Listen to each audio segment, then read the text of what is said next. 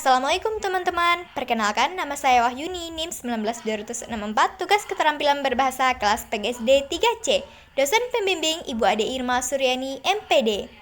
Jangan lupa like, comment, and subscribe. Selamat menyaksikan.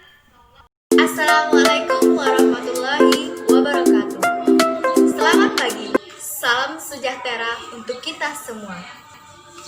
Yang saya hormati Ibu Ade Irma Suryani MPD selaku dosen pembimbing mata kuliah peningkatan keterampilan berbahasa dan teman-teman yang berbahagia.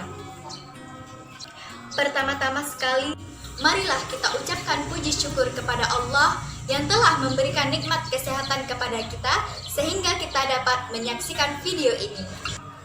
Selanjutnya, salawat beriringan salam, marilah kita doakan kepada Allah agar tetap tercurahkan buat junjungan Nabi besar kita, yakni Nabi Muhammad Sallallahu Alaihi Wasallam. Hadirin yang berbahagia, pada kesempatan ini izinkanlah saya untuk menyampaikan pidato yang bertema Pemuda Pembawa Perubahan. Berbicara tentang anak muda, kita bukan berbicara tentang hari ini. Bicara tentang anak muda berarti kita berbicara tentang masa depan. Karena bangsa dan negara ingin seperti apa, agama Indonesia ini ingin seperti apa, sebetulnya itu semua berada di tangan anak muda. Seperti yang terdapat di dalam buku Michael Hart, yaitu satu orang yang paling berpengaruh di dunia. Orang pertama yang disebut di dalam buku itu dari 100 orang yaitulah Nabi Muhammad Sallallahu Alaihi Wasallam. Nabi Muhammad pernah bilang, tiangnya suatu negara itu adalah pemuda dan pemudinya. 1004 tahun lalu, Sayyidina Ali juga pernah bilang yang diaminkan oleh para filsuf barat yang menyebutkan bahwa The youth of today are the leaders of tomorrow. Bahwa pemuda hari ini adalah pemimpin di masa depan. Menjadi pemimpin bukan hanya menjadi camat, presiden, DPR, bupati, dan sebagainya. Agus Salim menyampaikan bahwa pemimpin adalah mereka yang siap untuk menderita. Karena mereka bukan hanya berpikir untuk dirinya sendiri, melainkan mereka harus siap berpikir untuk orang-orang sekitar dan lingkungannya. Pemuda hari ini adalah pemimpin di hari depan. Jangan kita balikkan kalimat indah ini dengan kalimat pemuda hari ini adalah pecundang di masa depan. Kenapa pecundang? Karena kita tidak mempersiapkan apa-apa. Kita tidak mempersiapkan tujuan, cita-cita, visi kita ke depan apa. Malcolm X pernah bilang, "The future belongs to those the people it today." Masa depan adalah milik mereka yang mempersiapkan hari ini. Bicara tentang masa depan dan persiapan, anak muda selama mau melakukan persiapan, maka kita semua memiliki kesempatan yang sama untuk melihat masa depan. Pertanyaan besarnya adalah, sekarang persiapan yang kita lakukan sudah sampai di tingkat yang mana? Zona nyaman kita sekarang sudah di tingkat yang mana? Hadirin yang berbahagia, tipikalnya manusia dalam melihat masa depan hanya dibedakan menjadi 4. Pertama, mereka yang pesimis. Coba kita tanyakan satu pertanyaan tentang masa depan kepada mereka yang pesimis, jawabannya akan nyaris dengan awalan kata, tipikal orang seperti ini akan duluan mengecilkan diri sendiri dari orang lain dan mengkerdilkan potensi yang dititipkan oleh Tuhan Yang Maha Esa kepada dirinya sebelum orang di sekitarnya. Tingkatan yang lebih tinggi dari pesimis itu ialah mereka orang yang realistis. Jika kita tanyakan satu pertanyaan tentang masa depan kepada manusia yang jenis ini, mereka akan nyaris menjawab dengan awalan Sudahlah, tipikal orang yang seperti ini akan selalu dibentuk oleh lingkungannya, bukan mereka yang membentuk lingkungannya seperti apa, dan mendengarkan narasi dari orang, bukan mereka yang menciptakan narasi untuk didengarkan oleh orang. Hidupnya yang satu kali hanya habis untuk mendengarkan apa kata orang lain, dan apa yang menjadi tujuan hidupnya tidak ada yang mendengarkan sama sekali. Tingkatan yang lebih tinggi dari realistis yaitu mereka yang optimis. Jika kita tanyakan satu pertanyaan kepada manusia jenis ini, maka mereka akan selalu melihat dari sudut pandang yang positif. Tipikal manusia yang seperti ini, orang-orang lingkungannya mengatakan, "That's impossible," itu tidak mungkin.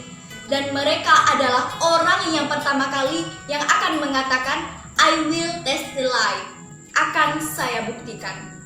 Dan tipikal orang yang seperti ini, saat orang-orang sekitar meragukannya, mulai menganggap idenya itu gila, mereka adalah orang yang pertama kali yang akan memvisualisasikan apa yang akan terjadi ke depan di dalam pikirannya.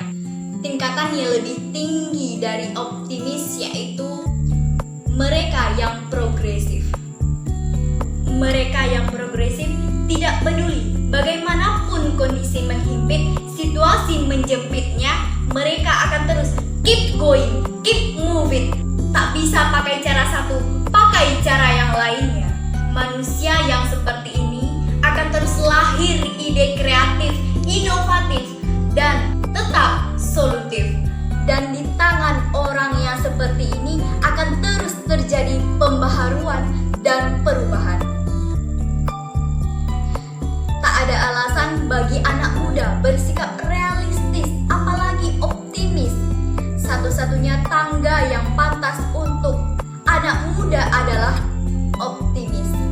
Pelan-pelan mengupdate diri menjadi progresif. Pertanyaannya adalah, saat ini zona nyaman kita berada di tangga yang nomor berapa? Yang jelas, kesempatan akan senang datang kepada mereka yang duluan bersiap. Kesempatan akan cepat hinggap kepada mereka yang duluan melakukan persiapan.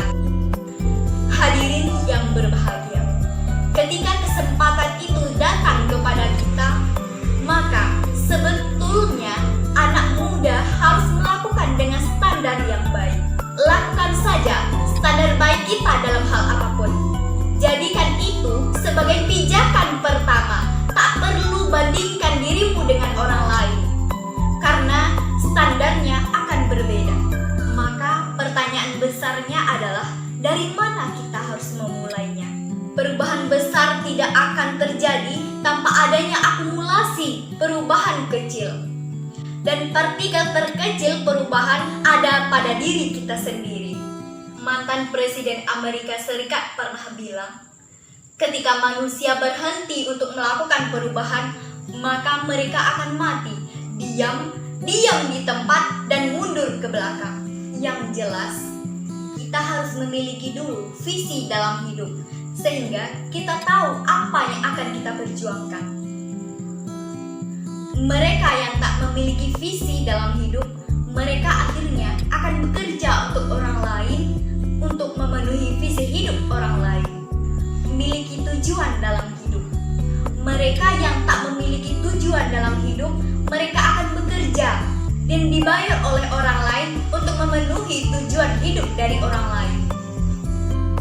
Hadirin yang berbahagia, anak muda, tetapkan dulu visi hidupmu apa, tujuanmu apa. Tetapkan waktu berapa lama yang kita punya.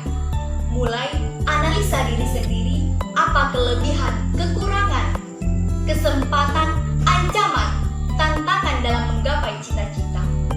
Kita bukan lagi anak muda yang hanya sekedar membuat masalah.